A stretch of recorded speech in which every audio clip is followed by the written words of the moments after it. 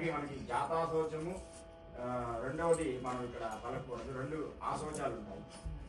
ఈ 2 ఆశోచాల్లో రెండవ అంటే కళ్యాణ మహోత్సవాన్ని జరుపుతున్న సమయంలో సమయం ఎటు ఉంటుందో మనకు తెలియదు. ఏమి వినవాల్సి వస్తుందో, ఏమి జరుగుతుంటుందో కూడా మనకు తెలియదు. అందువల్ల జరిగే సమయంలో మనకి ఏ వార్త కూడా వినకుండా ఉండడానికి, విన్నా సరే కార్యక్రమాన్ని మనం ముందుకు జరిపించడానికి ఉండే విధంగా ఉండేటువంటిదే ఈ రక్షాబంధనాన్ని మనం కట్టుకొని రక్షాబంధనం ధరింపజేసి, సో ఇంకా మనకి ఏమి జరిగినా కూడా జరగకపోయినా సరే ఈ కళ్యాణ మహోత్సవాన్ని ముందుకు నడిపించే విధంగా ఈ కంకణ ధారణ మనం పట్టుకుంటూ ఉంటాం చెప్పాలంటే. అందువలన ఈ రక్షాబంధనానికి శ్రీ సూక్తంగా అభినందన చేసి ఆ మహాలక్ష్మిని పూజించి ఆ రక్షాబంధన ధారణని స్వామికి దక్షిణహస్తానికి, అమ్మవారికి వామహస్తానికి ఈ రక్షాబంధన ధారణ చేస్తూ ఉంటారు కళ్యాణ మహోత్సవాల్లో.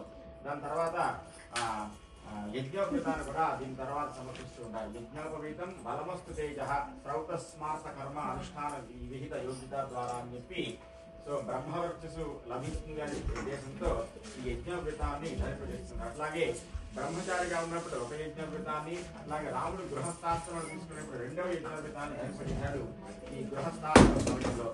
సత్యోపచార మంత్రోపచార శక్త్యోపచార సర్వోపచార పూజాం సమర్పయామి. అనయా ధ్యానావాహనాది షోడశోపచార పూజయా భగవాన్ మహాగణాధిదేవతాః సుప్రీత సుప్రసన్నో వరదో భవతు. ముక్తి సాధకం కళాధరావతం సతం వినాశి లోకరక్షకం అనాయకైకనాయకం వినాశితే భదైత్యకం నదాసుభాసునాశకం నమామి తం వినాయకం.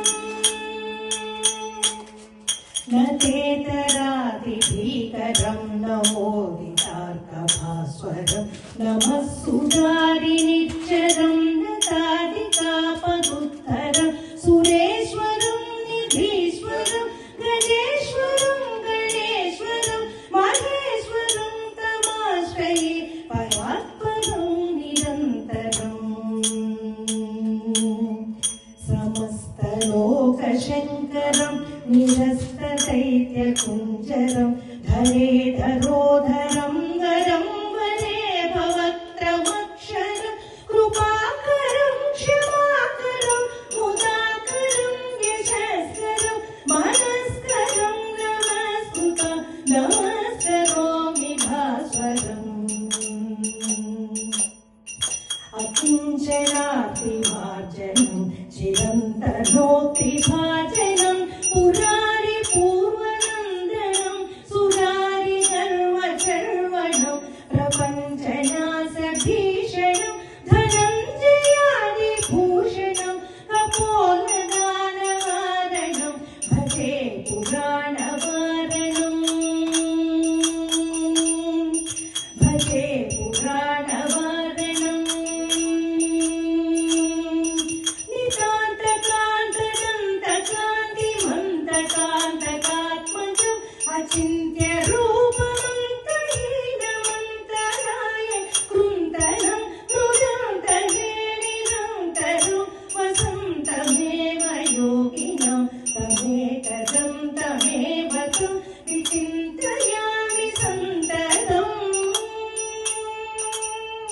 విచింతని